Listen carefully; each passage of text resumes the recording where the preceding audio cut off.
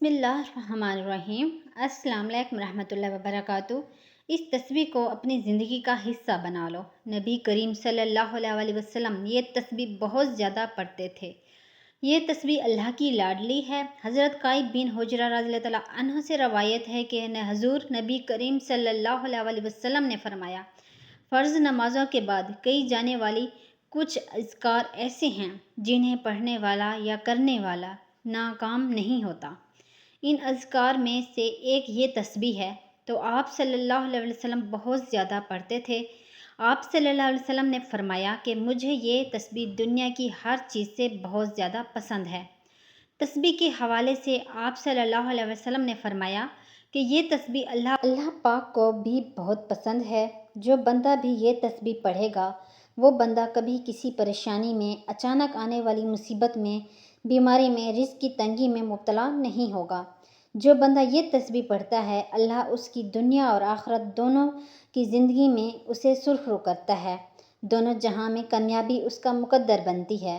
جو لوگ پریشان ہیں، بیمار ہیں، پریشانیوں میں گھرے ہوئے ہیں، رزق کی تنگی ہے، بے روزگار ہیں، گھر میں کاروبار میں برکت نہیں، تو وہ یہ تسبیح لازمی پڑھیں۔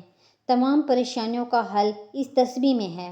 حضرت ابو ہریرہ رضی اللہ عنہ بیان کرتے ہیں کہ حضور نبی اکرم صلی اللہ علیہ وسلم نے فرمایا، سبحان اللہ والحمد للہ ولا الہ الا اللہ واللہ اکبر کہنا مجھے ان تمام چیزوں سے زیادہ محبوب ہے۔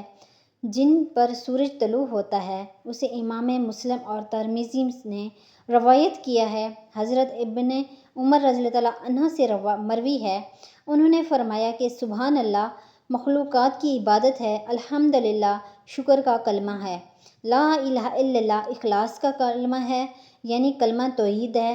یہ وہ کلمہ ہے جو اپنے پڑھنے والے کے لیے آگ سے نجات کا ذریعہ ہے اور اللہ اکبر کا ثواب آسمان و زمین کے درمیان کو بھر دیتا ہے۔